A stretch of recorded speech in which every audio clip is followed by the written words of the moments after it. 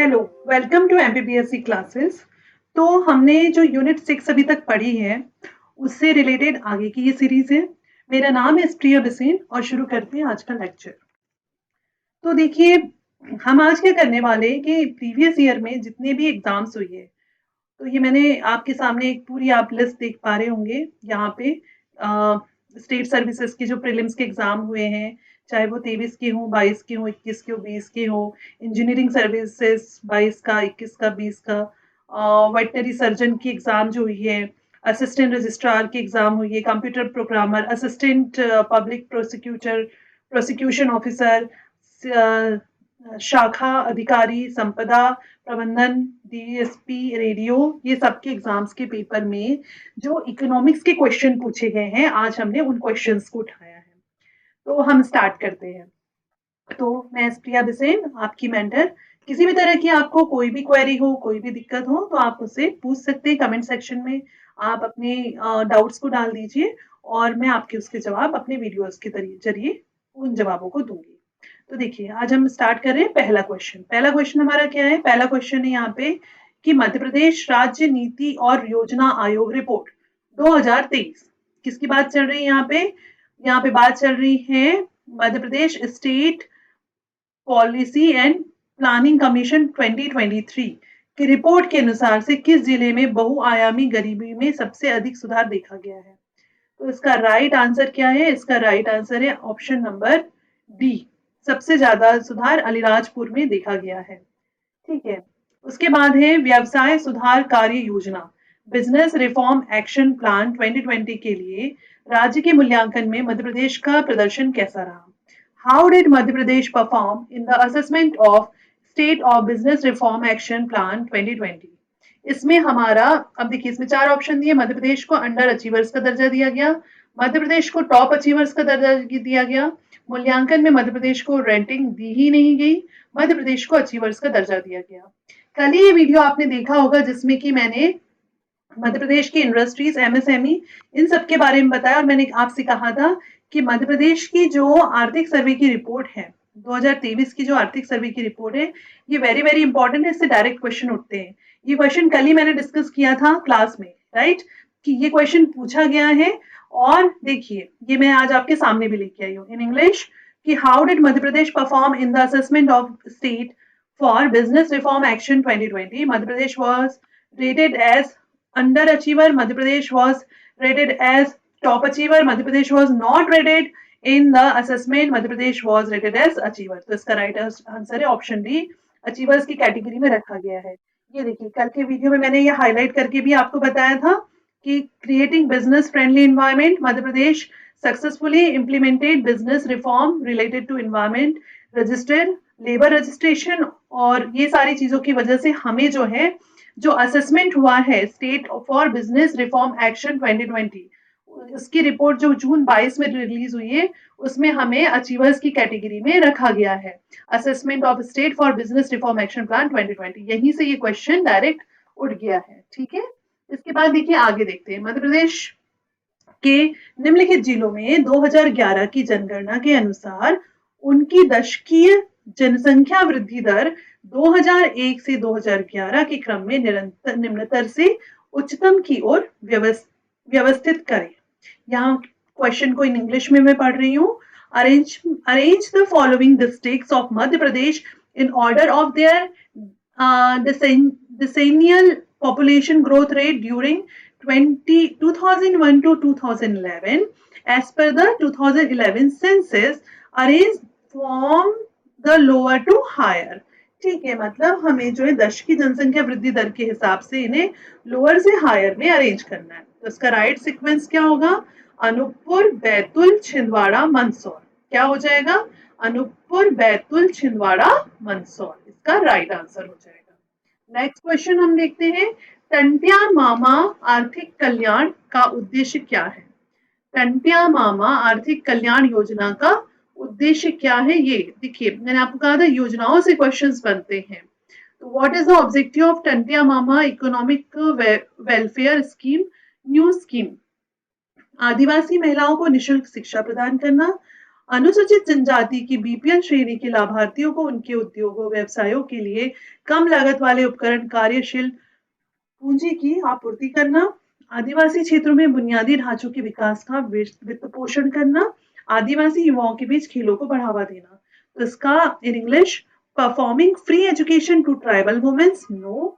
Supplying low cost equipment and working capital for new industries business to BPL category beneficiary of scheduled tribe, this is the right answer.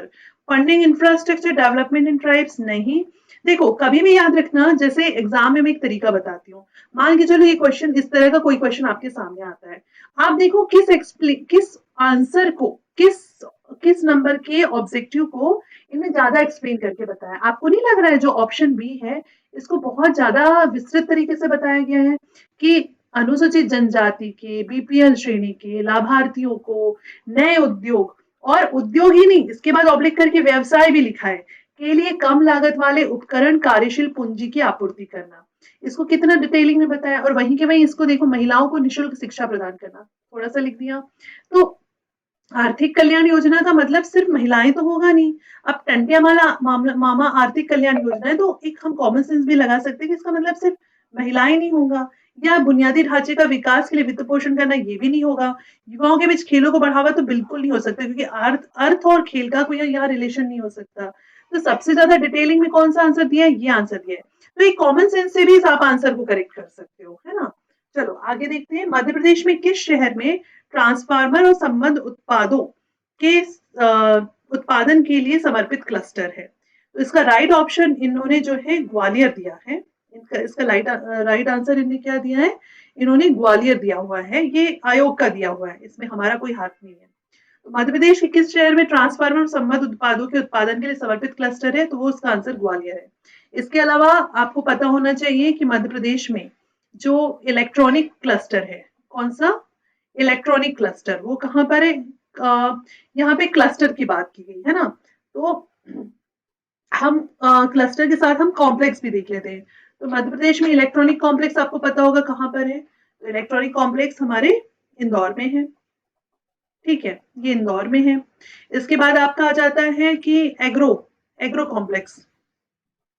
ठीक है, agro complex की अगर मैं बात करूं, agro complex ये कहाँ पर है, तो ये छिंदवाड़ा में है, ये भी याद रखना, पूछा है एग्जाम में ये। स्टील कॉम्प्लेक्स भी एग्जाम में पूछा है, स्टील कॉम्प्लेक्स कहाँ पर है, स्टील कॉम्प्लेक्स आपका हो जाएगा सागर जिले में हो जाएगा। उसके बाद में आपका लेदर कॉम्प्लेक्स, लेदर कॉम्प्लेक्स भी पूछा है एग्जाम में कि लेदर कॉम्प्लेक्स कहाँ है, तो ये कहाँ पर है, ये हमारे देवास में है। और उसके बाद में फार्मा कॉम्प्लेक्स, कौन सा कॉम्प्लेक्स, तो हमको याद रखना है फार्मा कॉम्प्लेक्स। ये फार्मा कॉम्प्लेक्स कहाँ पर है, तो ये धार में है। इतने कॉम्प्लेक्स याद रखिएगा, मतलब ये तो देखो इलेक्ट्रॉनिक क्लस्टर, ये आपका ट्रांसफार्मर क्लस्टर हो गया ग्वालियर में, और इंदौर में क्या है, यहाँ पे इलेक्ट्रॉनिक कॉम्प्लेक्स है, छिंदवाड़ा में क्या है, एग्रो कॉम्प्लेक्स है। ठीक है, उसके बाद में सागर में स्टील कॉम्प्लेक्स है, लेदर कॉम्प्लेक्स देवास में, और फार्मास्यूटिकल कॉम्प्लेक्स कहाँ है, वो धार में हो जाएगा। तो ये भी कुछ एक्स्ट्रा पॉइंट्स आप याद रखिएगा इसके अलावा। ठीक है, और साथ में अब हम देख लेते हैं नेक्स्ट क्वेश्चन। मध्य प्रदेश की ग्रामीण दीनदयाल अंत्योदय योजना किस क्षेत्र में से संबंधित है। ग्रामीण Deendayal Antyodaya scheme of government of Madhya Pradesh is related in which sector, तो इसका खाद्य सुरक्षा, ग्रामीण दीनदयाल अंत्योदय योजना, नाम समझ लो पहले। अब इस हिसाब से ऑप्शन ए क्या है, खाद्य सुरक्षा, ऑप्शन बी है रोजगार, ऑप्शन सी है शिक्षा, ऑप्शन डी है स्वास्थ्य। तो इसका राइट ऑप्शन दिया है रोजगार। ठीक है, ग्रामीण अंत्योदय दीनदयाल अंत्योदय योजना का संबंध एम्प्लॉयमेंट से है। ठीक है, इसके बाद 2011 की जनगणना के अनुसार मध्य प्रदेश की शहरी जनसंख्या का परसेंटेज क्या है। ये पूछ रहा है यहाँ पे, the percentage of urban population in Madhya Pradesh according to census 2011। तो हमें सेंसस भी एक बार अच्छे से याद करना है। तो इसका राइट ऑप्शन क्या हो जाएगा, ऑप्शन नंबर सी 27.6%। ये पीएससी ने जो ऑफिशियल आंसर की दी है उसके अकॉर्डिंग ही हमने सारे आंसर्स उठाए हैं। इसके बाद में ये हमने सारे क्वेश्चंस छाटे हैं, जो मैंने आपको सामने फर्स्ट पेज में लिस्ट बताई है, ये उन एग्जाम्स में आए हुए क्वेश्चंस है। तो दे आर वेरी इंपॉर्टेंट, और on the basis, in questions के बेसिस पे हम जो है हमारी प्रिपरेशन को कर सकते हैं। सेंसस हमेशा पूछता है, तो देखो ये तो एक इंपॉर्टेंट टॉपिक, इसको छोड़ना ही नहीं है। 2011 की जनगणना के अनुसार मध्य प्रदेश में प्रभावी साक्षरता दर क्या थी? तो मध्य प्रदेश की अब क्या कह रहा है कि हमारी एमपी की टोटल लिटरेसी रेट क्या रहा है? ये मैंने आपको ना सस्टेनेबल डेवलपमेंट गोल्स जब पढ़ाया था, उसमें आपने देखा होगा मैंने लिटरेसी रेट डिस्कस किया था कि क्या है। तो ये है 69.3%। कितना है? 69.3% हमारा जो है लिटरेसी रेट है टोटल ओवरऑल, जो टोटल मेल फीमेल सब मिलाकर के जो टोटल है वो कितना है? 69.3% है। उसके बाद में है 2021-22 में मध्य प्रदेश के द्वितीय क्षेत्र में किस उद्योग का योगदान सबसे ज्यादा रहा? देखो, हमारे द्वितीय क्षेत्र में उद्योग तो आते हैं, लेकिन उसमें किस उद्योग का योगदान सबसे ज्यादा रहा, ये एक क्वेश्चन है। तो इसका राइट आंसर क्या हो जाएगा? इसका राइट आंसर हो जाएगा इसमें जो है उत्पादन उद्योग का सबसे ज्यादा योगदान रहा। यहाँ पे क्वेश्चन कह रहा है कि विच industry has a highest contribution in the secondary sector of Madhya Pradesh in the year 21-22। इसमें मैन्युफैक्चरिंग सेक्टर का योगदान सबसे ज्यादा रहा है। सो ये बात याद रखना है। मध्य प्रदेश एक्सक्यूज मी, मध्य प्रदेश के स्वयं के कर राजस्व में किस कर का योगदान सबसे ज्यादा है? अब क्वेश्चन क्या पूछ रहे हैं कि जो हमारे यहाँ टोटल टैक्सेस हैं उसमें कंट्रीब्यूशन किस टैक्स का हाईएस्ट है?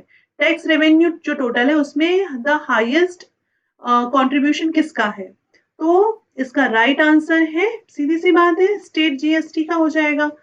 जो जीएसटी लिया जाता है उसका कंट्रीब्यूशन सबसे ज्यादा है।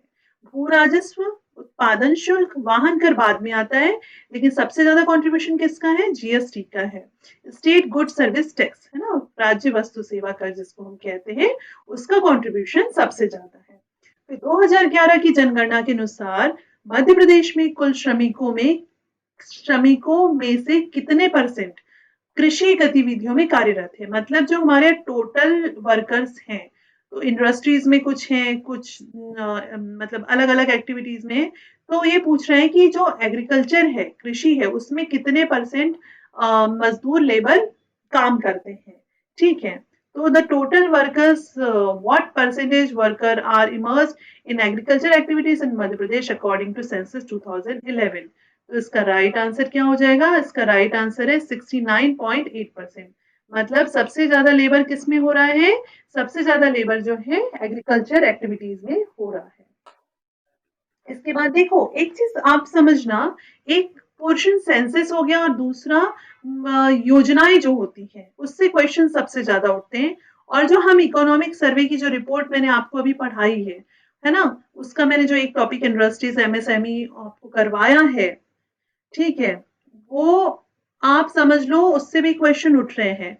तो हमें ना इस तरह से पढ़ने की जरूरत है, योजनाएं बहुत अच्छे से करो, सेंसस बहुत अच्छे से करो, और जो जितने भी मैंने नए टॉपिक्स के आपको बताए ऑफिशियल वेबसाइट से निकल के, उसके शॉर्ट नोट बना के वो सब चीजों को अच्छे से करो। अब है गांव की बेटी योजना। गांव की बेटी योजना मध्य प्रदेश सरकार के किस विभाग से संचालित होती है? तो गांव की बेटी योजना उच्च शिक्षा विभाग से संचालित होती है, द हायर एजुकेशन डिपार्टमेंट से संचालित होती है। इसके बाद देखो ये हमने पढ़ा है वन डिस्ट्रिक्ट वन प्रोडक्ट के तहत सिवनी जिले में क्या उत्पाद है? देखो ये मैं पढ़ा चुकी हूँ, इसका वीडियो बना के प्रॉपरली एक एक डिस्ट्रिक्ट का आपको मैंने बताया, जो ऑफिशियली इन्होंने दिया है 52 जिलों के 38 प्रोडक्ट्स, मैंने पूरा अच्छे से पढ़ाया है। और निश्चित तौर पे क्वेश्चन हर बार रिपीट होता है। तो वन डिस्ट्रिक्ट वन प्रोडक्ट में सिवनी का उत्पाद क्या है? हमने उस दिन डिस्कस किया था, अच्छे से पढ़ा था, सीताफल। सीताफल को इंग्लिश में क्या कहते हैं? Custard Apple. इसके बाद है 2011 की जनगणना के अनुसार मध्य प्रदेश में सबसे कम जनसंख्या घनत्व वाला जिला कौन सा है? सबसे ज्यादा पूछता है और सबसे कम पूछता है, ये दोनों ही याद रखने वाले हैं।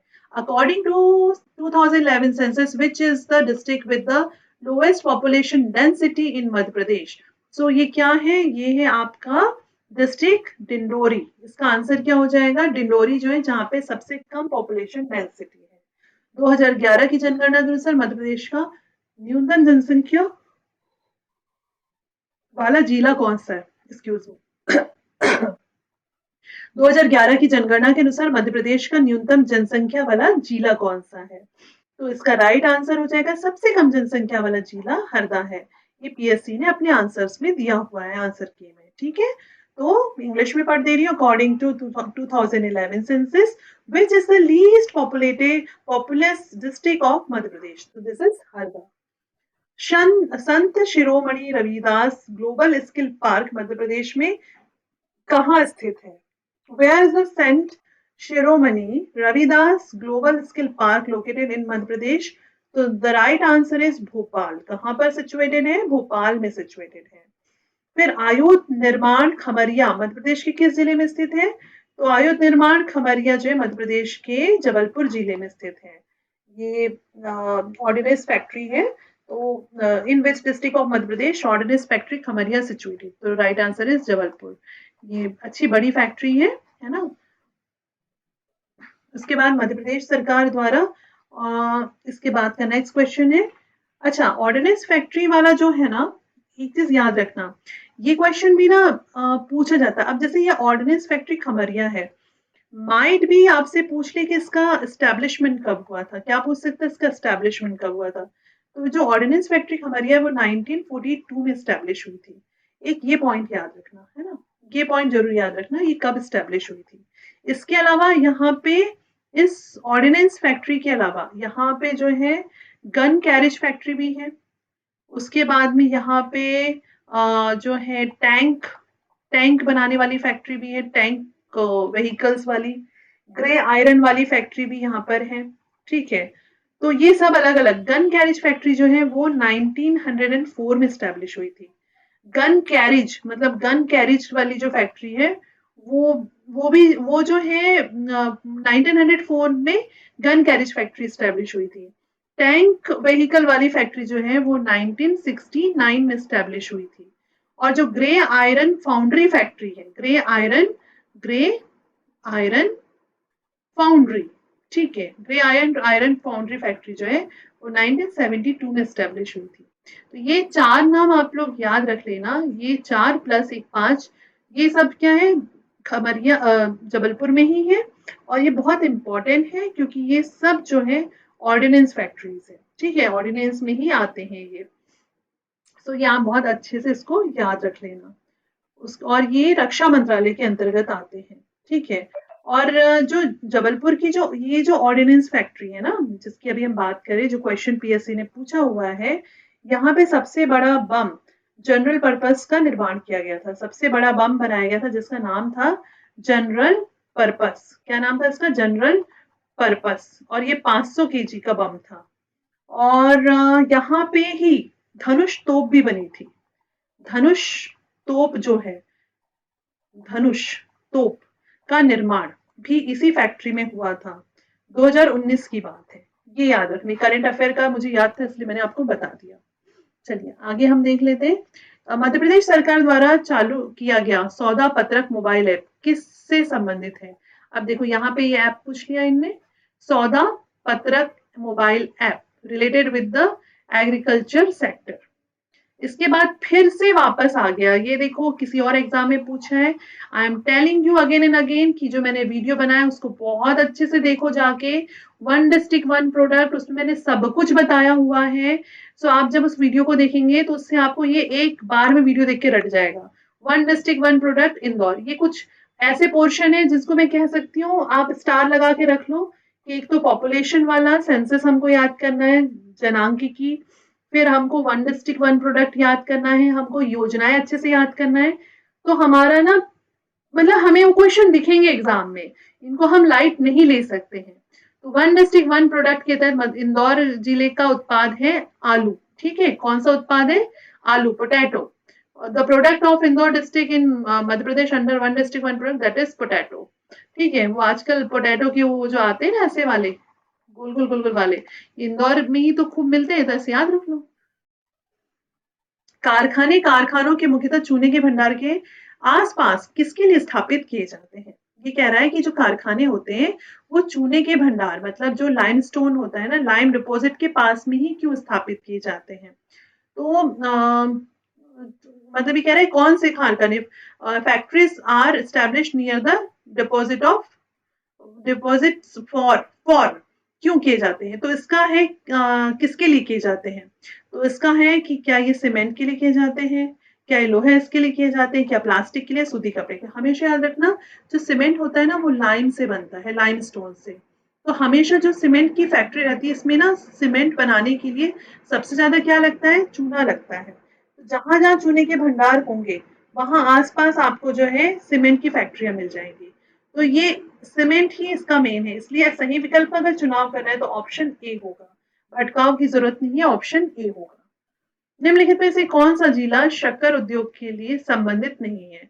इसमें से कौन सा जिला जो है वो शक्कर उद्योग से संबंधित नहीं है, यहाँ पे ये पूछा जा रहा है। ठीक है, तो किस जिले की हम बात कर रहे हैं? बुरहानपुर, हरदा, नरसिंहपुर। इसमें से कौन सा जिला हो जाएगा जो कि शक्कर उद्योग से संबंधित नहीं है?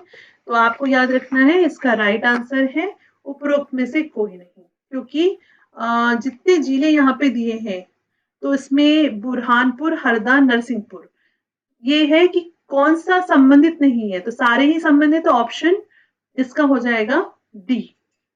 ठीक है, तो एक बार मध्य प्रदेश का देखो। ऐसा समझना कि पहली शुगर मिल कौन सी थी, आपको शायद नाम पता होगा, वो है जावरा।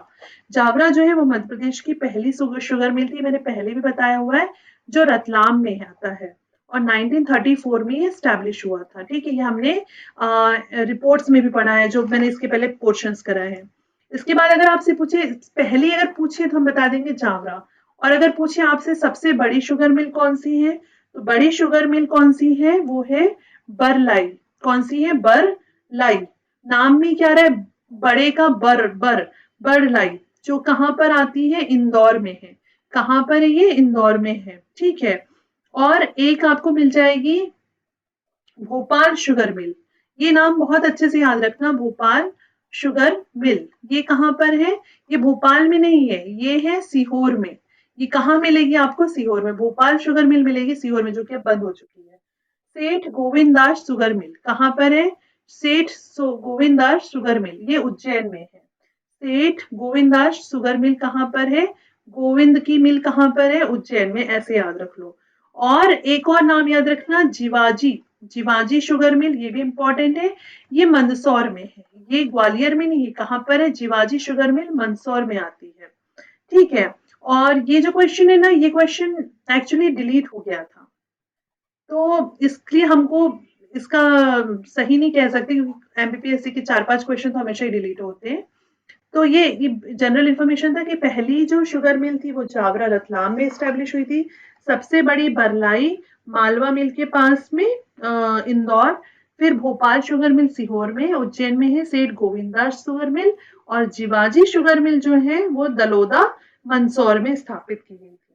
ठीक है, अब है मध्य प्रदेश 2019 से 21 के मध्य हुए राष्ट्रीय परिवार स्वास्थ्य सर्वेक्षण नंबर 5 के अनुसार कुल शिशु मृत्यु दर कितनी रही? देखो, मैंने जब आपको सस्टेनेबल डेवलपमेंट गोल पढ़ाया था वो भी वीडियो जाके देखना। सस्टेनेबल डेवलपमेंट गोल के वीडियोस में जब हम हेल्थ वाला पोर्शन डिस्कस कर रहे थे ना, उसमें मैंने आपको बताया था कि ये जो मोर्टेलिटी रेट है, मातृ मृत्यु दर, शिशु मृत्यु दर, नवजात मृत्यु दर है ना, ये सब कुछ पूछा जाता है। और देखो ये आपके सामने है ही। तो यहाँ पर है कि मध्य प्रदेश की शिशु मृत्यु दर कितनी है? 41.3%। In English, according to national health family survey, according to national family health survey, ये है national family health survey number 5 which was conducted during 1921. The total infant mortality rate of Madhya Pradesh was 41.3%. अब ये हमने जो है अभी industries वाला जो वीडियो डिस्कस किया था, जिसमें कि हमने आर्थिक सर्वेक्षण की रिपोर्ट से पढ़ा था, उसमें हमने इसको पढ़ा है बहुत अच्छे से। विशेष आर्थिक क्षेत्र, क्रिस्टल आईटी पार्क, और इसके अलावा मैंने आपको 3 आईटी पार्क और बताए थे। आपको याद होगा मैंने बताया था कि जो एसईजी है, स्पेशल इकोनॉमिक जोन, इसमें एक जो है गवर्नमेंट का स्थापित किया हुआ है, जो कौन सा है? Crystal IT park. और इसके अलावा 3 आईटी पार्क और है, जो कि है टीसीएस का, इंफोसिस का। ठीक है, इंफोसिस का बोला था, और एक कुछ इनटेक ऐसे कुछ करके था, उसका एक आईटी पार्क है। ये 3 प्राइवेट है और एक गवर्नमेंट है।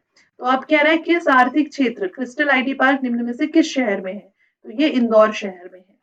ठीक है, बहुत सिंपल सा क्वेश्चन है, उस वीडियो में देखोगे तो सब समझ जाओगे। जनगणना 2001 के अनुसार कौन से युग में सुमेलित नहीं है? तो इसमें से कौन सा सुमेलित नहीं है ये हमको बताना है। कहाँ की जनगणना सुमेलित नहीं है? तो पश्चिम बंगाल 903 सही है जनघनत्व। पॉपुलेशन डेंसिटी मध्य प्रदेश का 196 पॉपुलेशन डेंसिटी, उसके बाद छत्तीसगढ़ का 154, उत्तर प्रदेश का 740। ऑप्शन डी इज रॉन्ग, बाकी सब करेक्ट है। ठीक है। मेरा गांव मेरा तीर्थ योजना मध्य प्रदेश के किस जिले से प्रारंभ की गई थी? मेरा गांव मेरा तीर्थ योजना was started from the which district of Madhya Pradesh? ये हरदा इसका आंसर है। योजनाएं बहुत अच्छे से देखना, आप देख रहे हो योजना बार बार आ रही है।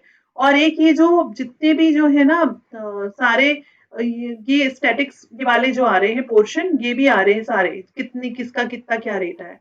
आप पूछे 2020 में मध्य प्रदेश की शिशु मृत्यु दर क्या थी?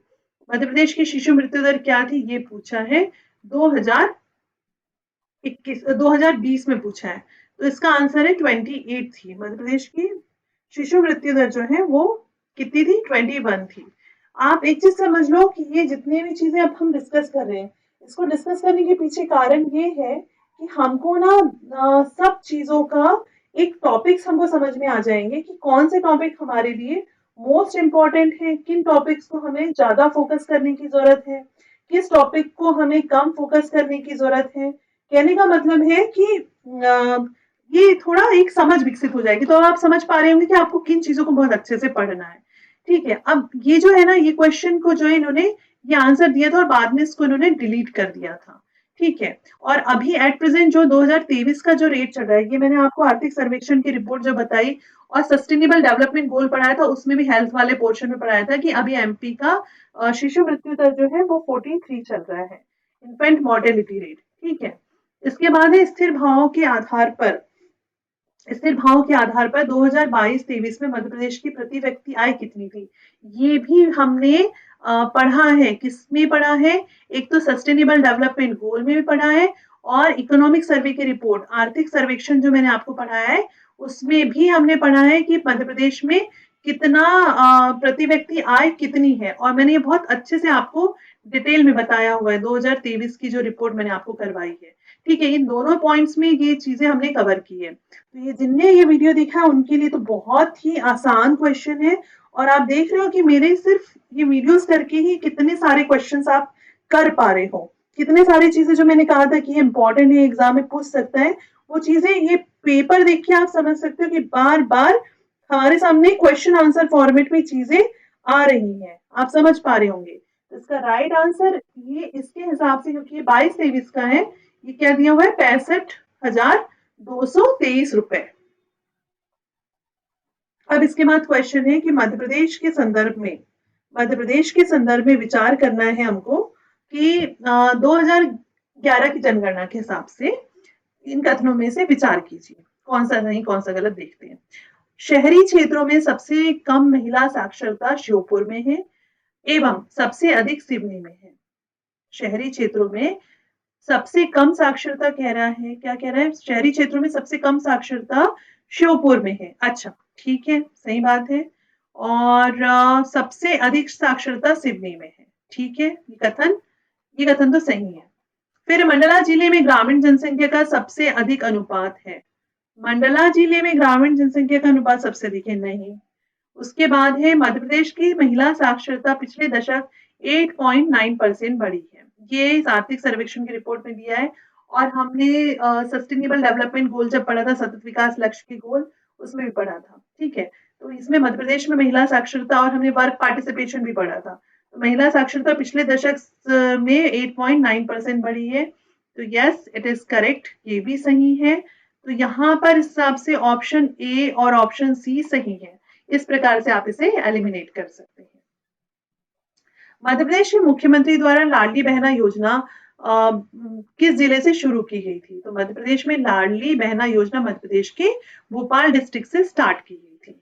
सिकल सेल एनीमिया मिशन, देखो सिकल सेल एनीमिया अब तो सिलेबस में भी डाल दिया गया है, ये मैं आपको बहुत अच्छे से एक बार पढ़ा दूंगी। सिकल सेल एनीमिया मिशन 2047 का शुभारंभ किस राज्य से किया गया? एक्चुअली मैं जो ऑफलाइन क्लासेस लेती हूँ उसमें मैं साइंस एंड टेक्नोलॉजी ही पढ़ाती हूँ मेनली, सो ये मेरा ही टॉपिक है। तो जैसे इकोनॉमिक्स खत्म होगा हम तुरंत साइंस को स्टार्ट कर देंगे, साइंस एंड टेक्नोलॉजी को, है ना। तो सिकल सेल एनीमिया का शुभारंभ किस राज्य में किया गया है? तो सिकल सेल एनीमिया कार्यक्रम का शुभारंभ जो है बट ऑब्वियसली मध्य प्रदेश में किया गया है। फिर है गांव की बेटी योजना किस राज्य से जुड़ी हुई है? बट ऑफ कोर्स हमारे मध्य प्रदेश से जुड़ी हुई है, ठीक है। तो आप देख रहे हो योजनाएं कितनी ज्यादा पूछ रहे हैं और पॉलिसीज पूछी जा रही है कि ये मिशन 2020 है या जो भी स्कीम्स इनकी आ रही है या ऐसे कुछ पॉलिसीज होती है ना, जैसे हमने एक वो देखा था अचीवर्स वाला था उसमें कि स्टार्टअप पॉलिसी 2020। एशिया की पहली पेपर मिल मध्य प्रदेश के किस जिले में स्थापित की गई थी? आई होप ये आंसर आप दे सकते हो। एशिया की पहली पेपर मिल मध्य प्रदेश के किस किस जिले में स्थापित की गई थी? तो एशिया की पहली पेपर मिल जो थी वो कहाँ पे स्थापित की गई थी? इसका राइट आंसर हो जाएगा Burhanpur. In west district Asia's first paper mill was establish, so इसका राइट आंसर है बुरहानपुर। बुरहानपुर में पहली पेपर मिल को स्टैब्लिश किया गया था, ठीक है, ये याद रख लीजिएगा। फिर नेक्स्ट क्वेश्चन पे हम आते हैं। मध्य प्रदेश की कुल कितनी इसका नाम मुझे कमेंट सेक्शन में बताइएगा, इस पेपर मिल का नाम। ये आपका होमवर्क है, ये मुझे क्वेश्चन कमेंट सेक्शन में आप इसका आंसर बताएंगे। कुल कितनी अनुसूचित जनजातियां निवास करती है मध्य प्रदेश में? कुल कितनी अनुसूचित जनजातियां निवास करती है? तो टोटल इसका आंसर है 46। ये हमने जो यूनिट 10 पढ़ी है, यूनिट 10 जो मैंने आपको पढ़ाई है उसमें मैंने आपको हिंदी ग्रंथ अकादमी से बताया था, उसमें 46 जनजातियों को मेंशन किया गया है। मध्य प्रदेश का कौन सा जिला ओपियम एल्कलॉइड प्रसंस्करण कार्य के लिए जाना जाता है? ओपियम का मतलब जानते हैं ना क्या होता है? ओपियम का मतलब होता है अफीम, ठीक है। तो अफीम से रिलेटेड कौन सा जिला है पहले तो ये समझ लो। तो अफीम से रिलेटेड जिला हो जाएगा मंदसौर नीमच। तो अब यहाँ पे ओपियम एल्कलॉइड प्रसंस्करण के लिए कौन सा जिला जाता है? तो सबसे ज्यादा नीमच और मंदसौर है। इन दोनों में से एक ऑप्शन होगा, तो ये दो तो पहले ही एलिमिनेट हो गए। अब हमको इसमें से दो में से एक चूज करना है, तो इसका राइट आंसर है नीमच। नीमच में ओपियम एल्कलॉइड प्रसंस्करण कार्य जाना जाता है। मध्य प्रदेश में मैग्नीज अयस्क का कुल भंडार है। मध्य प्रदेश में मैग्नीज अयस्क का कुल कितना भंडार है? तो मध्य प्रदेश में मैग्नीज अयस्क का जो है 22.64 मिलियन टन भंडार है। अब देखो इतना डिटेल में जाके कोई नहीं पढ़ता है कि कितने मिलियन टन भंडार है, तो ये तो आंसर उन्होंने दिया था इसलिए हमने लगा लिया है, बट इस तरह के क्वेश्चंस डील करना थोड़ा डिफिकल्ट होता है क्योंकि हम ये पढ़ लेंगे मैग्नीज अयस्क कहाँ मिलता, हम ये नहीं पढ़ते कि कितने मिलियन टन है। सो ठीक है, वो कोई बात नहीं है, ऐसे क्वेश्चंस तो आते हैं लेकिन ये ज्यादा नहीं होते हैं। तो यहाँ पे आपने देखा कि क्वेश्चंस पूछने का तरीका इकोनॉमिक्स से क्या रहा है अलग अलग एग्जाम्स में। तो आप जब तैयारी कर रहे हैं तो एक तो हमारे वीडियो से आप देख रहे हैं कि जो जो अभी तक पढ़ाया है कितने सारे टॉपिक्स हमने क्वेश्चंस कवर किए हैं। दूसरी बात आपको ये समझना है कि आपको वो एमपी की पूरी स्कीम्स, एमपी के सेंसस मतलब जनगणना और मध्य प्रदेश के कौन सा उद्योग कहाँ पर है, इन चीजों को अच्छे से पढ़ना है और करंट से रिलेट करके पढ़ना है। तो आई होप कि आज का वीडियो आपके लिए हेल्पफुल रहा होगा। Thank you so much for watching this video and keep learning with the MPPSC classes. All the best for your exams. Thank you so much.